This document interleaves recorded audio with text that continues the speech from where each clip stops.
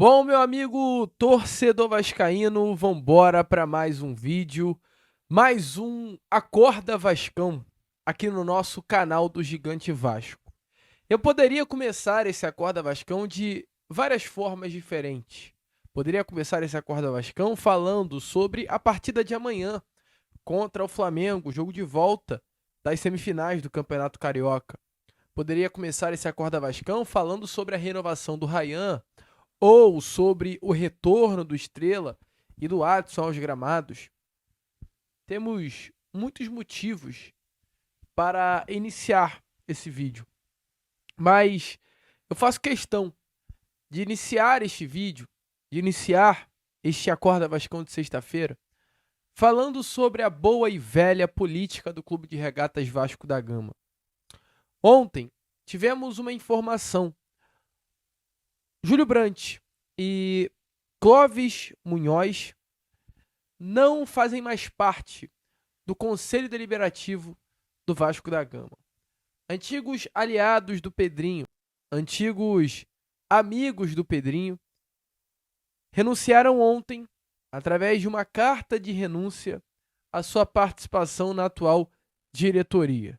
Anunciaram um rompimento total com a atual diretoria de Pedrinho. Além de Júlio Brandt e Clóvis Munhoz, outras duas pessoas, o Eduardo Raia e Ricardo Cota, também renunciaram aos seus cargos. O Júlio Brandt, meu amigo vascaíno, é um personagem muito conhecido na política do Vasco da Gama. Um personagem que foi candidato em 2014, lutando contra a época Eurico Miranda pela presidência do Cruz Maltino. Em 2017 ele volta a tentar uma candidatura à presidência do nosso Vasco da Gama. Ele acaba perdendo naquele golpe que aconteceu na urna, né, onde vários votos computados foram muito esquisitos, e o Alexandre Campelo acaba se consagrando como grande presidente do Vasco da Gama à época. O Júlio Brandt sempre foi alguém que esteve afim da presidência do Vasco da Gama. E nessa eleição ele saiu de um cargo de busca pela presidência para se aliar ao presidente Pedrinho. E ele rompe com o atual presidente, às vésperas de um Clássico dos Milhões, alegando muitas coisas. Uma carta onde a gente vai trazer a vocês mais para frente no vídeo o motivo da renúncia de Júlio Brandt. Modelo SAF, meritocracia, a falta de transparência, problemas na gestão, São Januário, um futebol fraco. Tudo isso foram os motivos citados por Júlio Brandt para que ele estivesse se retirando da diretoria do presidente Pedrinho. A gente vai falar muito sobre isso aqui nesse Acorda Vascão, mas eu fiz questão de iniciar o vídeo dessa maneira. Porque eu não quero entrar no mérito de política, não. Até porque não gosto, não é do meu agrado. Mas às vésperas de um Clássico dos Milhões, você criar um ambiente político negativo no Vasco da Gama, isso é positivo para quem? Isso é benéfico para quem? Eu, Lucas, gostaria muito de saber. Mas, enfim, a gente vai falar sobre isso, vai falar também sobre muitas outras informações, sobre muitas outras novidades. Teremos aí pela frente, né, um Acorda Vascão agitado, movimentado para você, torcedor vascaíno. Entretanto, antes de começar aqui o vídeo, antes de deixar todos vocês aí muito bem informados, né, sobre o nosso Cruz Maltino, como sempre faço aqui no canal, quero dar as boas-vindas a todos vocês que estão chegando aqui pela primeira vez. Para quem ainda não me conhece, muito prazer, tá? Eu sou o Lucas, você está no canal do Gigante Vasco. Esse daqui, para você que não sabe, é o canal do Torcedor Vascaíno. Estamos aqui todos os dias, 3 vezes por dia, com o Acorda Vascão, saindo sempre às 7 horas da manhã. Temos também o Fala Gigante, que é o nosso segundo vídeo do dia, saindo sempre pela parte da tarde. E o Boa Noite Gigante, que é o nosso terceiro e último vídeo do dia para fechar, saindo pela parte da noite. Conto muito aí com a ajuda, o apoio, a presença de todos vocês aqui no nosso canal, fazendo com que cada vez mais pessoas possam ter acesso aqui ao nosso conteúdo. Show? Vamos embora então, sem muita enrolação, falar logo, né, de Vasco da Gama. Quero começar aqui falando primeiramente sobre coisa boa, né? Porque ontem o Vasco ele retornou aos gramados no CT Moacir Barbosa, iniciando a sua preparação para o Clássico dos Milhões. E ontem tivemos aí 2 atletas nos gramados do CT Moacir Barbosa. Guilherme Estrela e Adson. Ambos já treinam com bola, ambos passam por um processo de recondicionamento físico com a preparação física do Vasco da Gama. O Vasco ainda não divulgou um prazo oficial de retorno dos seus atletas, mas a tendência sim é que os 2 jogadores estejam à disposição do técnico Fábio Carille para a estreia do Vasco da Gama no Campeonato Brasileiro contra a equipe do Santos, em São Januário. Esse Campeonato Brasileiro que começa, é claro, no final de março, dia 29. Fotos aí publicadas nessa quinta, podemos ver a presença de ambos, né? O Estrela, ele faz trabalhos específicos, focados aí, é claro, na recuperação, mas já participa em alguns momentos com carga mais leve com os seus companheiros de Vasco da Gama do aquecimento, né? Já faz alguns bobinhos, já consegue aquecer junto com os atletas. Um jogador que já está em um estado um pouco mais avançado, né, do que o próprio Adson. Estrela é um jogador jovem de 20 anos de idade, que acabou sentindo um incômodo, como a gente até trouxe a vocês recentemente, né, no joelho operado no meio do ano passado. O joelho dele acabou apresentando inchaço agora no momento da sua reapresentação e automaticamente a sua recuperação está sendo tratada com muita cautela, né? O Vasco não vê necessidade alguma de atropelar, assim, o recondicionamento físico, né? A recuperação do jogador, então tem muita calma nesse processo do Estrela de voltar aos gramados, mas a expectativa é que, de fato, Estrela possa estar aí no final desse mês de março à disposição do técnico Fábio Carille. Já o Adson sofreu uma fratura aí na tíbia em setembro do ano passado, relatou incômodo, sentiu a placa de fixação, né, logo após a sua operação, raspar na perna em determinados movimentos, e automaticamente o Vasco da Gama fez aí uma decisão de retirar essa placa para que o Adson não sentisse esse incômodo.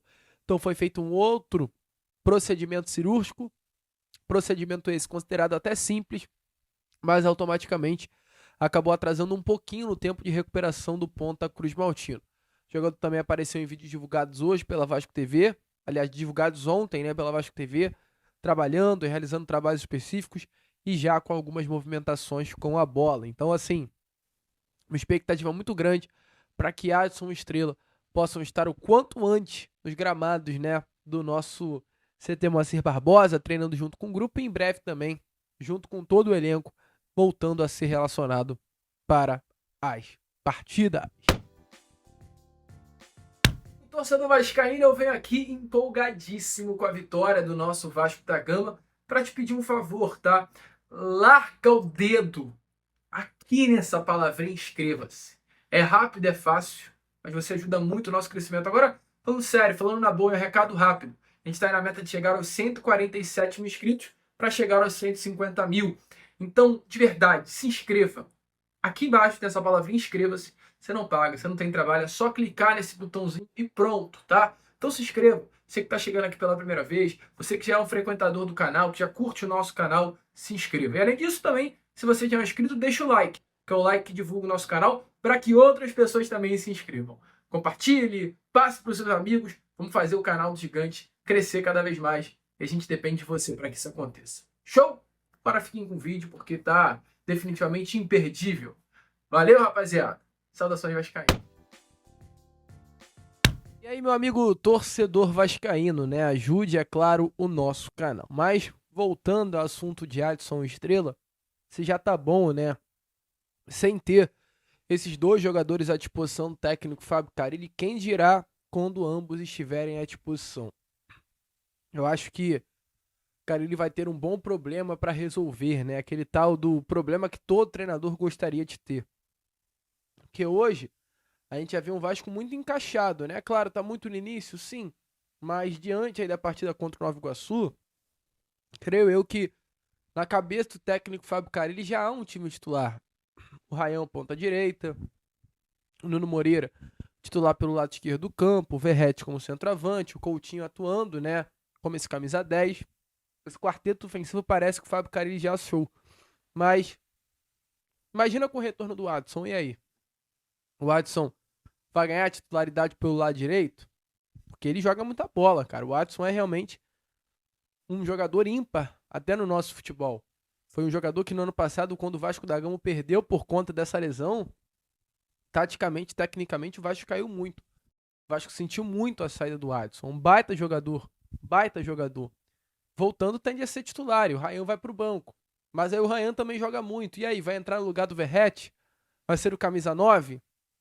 Então, assim, é muita opção. Aí tem o Lloyd Augusto, tem o Garré, aí tem o Estrela, que pode entrar no lugar do Coutinho, mas tem o Payet também. Então, assim, o Vasco ele vem aos pouquinhos, né, de forma até, na minha opinião, muito surpreendente, fazendo um elenco muito forte, cara. Fazendo um elenco muito forte, com muitas opções. Um setor ofensivo que do nada era carente, vai passar a ser um setor ofensivo cheio de peças. No meio do ano, quando a gente tiver o retorno do David, teremos para o setor ofensivo David, Adson, Lloyd Augusto, Benjamin Garré, Nuno Moreira, Ryan, Verratti. Olha aí, Fábio Carille pode brincar, né, de escolher peças para compor aí o setor ofensivo do Vasco da Gama. Muito boa essa notícia, muito boa essa informação para dar aí, né, um ânimo a mais para o torcedor vascaíno. Inclusive, falando até sobre Ryan, ontem tivemos aí informações que o Vasco está muito próximo de anunciar a renovação contratual com o Ryan até o final do ano que vem, até o final de 2026. Ryan hoje não tem um salário muito alto com o Vasco da Gama, um salário consideravelmente baixo, entretanto com uma multa rescisória alta. A multa rescisória hoje do Ryan é de 483 milhões de reais e o salário do jogador atualmente tira algo em torno de 90 mil reais por mês, salário baixo para um atleta que é titular do Clube de Regatas de Vasco da Gama. Então o Vasco ele avançou nesses últimos dias pela sua renovação contratual, mas essa renovação contratual, meu amigo vascaíno, não é para uma permanência no Vasco. É uma renovação para valorizar o passe do Ryan, para dar uma valorização ao contrato do próprio jogador, para que no meio do ano, quando o Ryan saia, ele saia até por um valor mais alto. Esse é o objetivo do Vasco. Segurar o Ryan até o meio do ano, para que no meio do ano venha a ser realizada uma grande venda. O Vasco quer que o Ryan seja a maior venda da história do Clube de Regatas Vasco da Gama, uma das maiores vendas da história do futebol brasileiro. O Vasco quer ter, pelo Ryan no meio do ano, um valor entre 100 a 150 milhões de reais. Um valor alto, um valor forte, para sim sanar muitas dívidas, colocar o caixa do Vasco da Gama em dia e ter uma esperança de um futuro financeiramente mais tranquilo para o nosso Cruz Maltino. Esse é o objetivo do Vasco e o Vasco vem conseguindo fazer isso e tem muita expectativa exatamente na venda do Ryan. Uma grande promessa, garoto bom de bola, que já tem 2 gols, né, nessa temporada aí de 2025. E se espera muito dele, inclusive, nesse ano. Então, contrato perto de renovar até o final do ano que vem, para que uma venda aconteça logo, logo. A expectativa é que até a próxima semana o Vasco e Ryan já tenham assinado essa renovação contratual. E falando em contrato, uma informação bem interessante que tivemos aí ontem também, tá? Com relação à Nike. Após adotar uma estratégia recente com o Corinthians, né? Por anos e anos de exclusividade, a Nike só tinha o Corinthians como o seu clube, sendo, né, o fornecedor de material esportivo do Corinthians. Agora a Nike resolveu ampliar a sua presença no futebol brasileiro e realizou um acordo com o Vasco da Gama. Esse acordo entre Vasco da Gama e Nike está fechado. E ontem tivemos informações do tempo, do período, tá? A Nike será a nova patrocinadora, a nova fornecedora de material esportivo do Vasco pelos próximos 7 anos. Essa parceria dará início no Campeonato Carioca do ano que vem e ficará 2026, 27, 28, 29, 30, 31, 32. Até 2032, Vasco e Nike terão essa parceria. A Capa ainda tentou uma renovação com o Vasco, assim como também a Diadora e a Puma tentaram ser aí a nova fornecedora de material esportiva do nosso Cruz Maltino, mas quem de fato conseguiu levar a melhor foi a Nike, tá? Além do Vasco da Gama, a Nike também vestirá o Atlético Mineiro em breve. A partir de janeiro do ano que vem, a Nike também estará presente no Clube de Minas Gerais.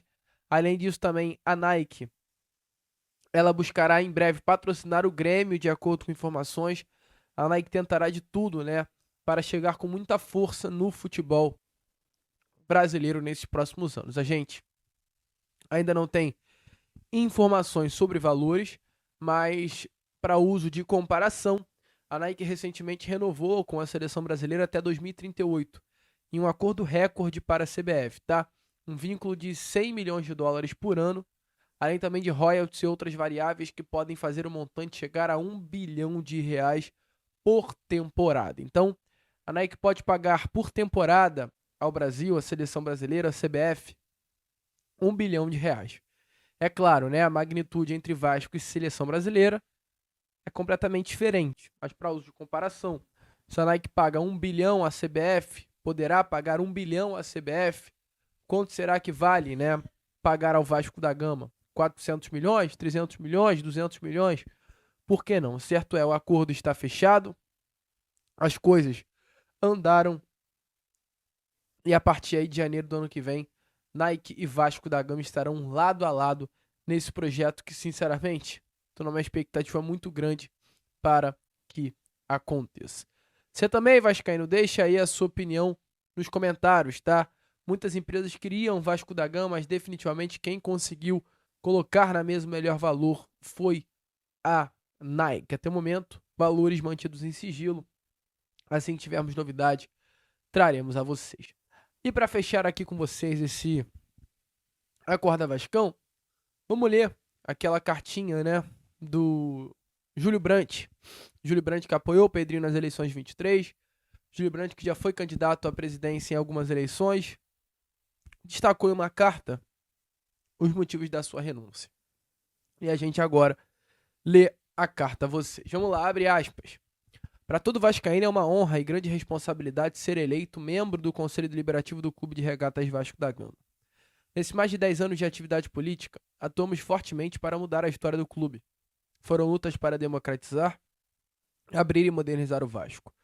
Eleições diretas, eleições online, constituição da SAF, apoio na aprovação da lei do projeto da reforma de São Januário, dentre tantas outras pautas importantes. No entanto, não podemos continuar a endossar algo que não acreditamos.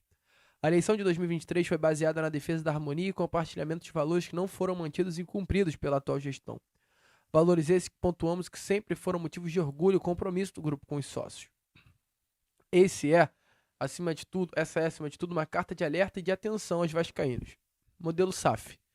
Criamos a um só Vasco, por acreditar que o melhor a fazer era fortalecer a Vasco SAF, independente do investidor. Esse foi o desejo de mais de 70% dos sócios. Apesar disso, a diretoria tomou uma decisão radical e unilateral sem consultar o conselho. Sua base de apoio, principalmente sócio do clube, retomou na justiça o controle da Vasco SAF.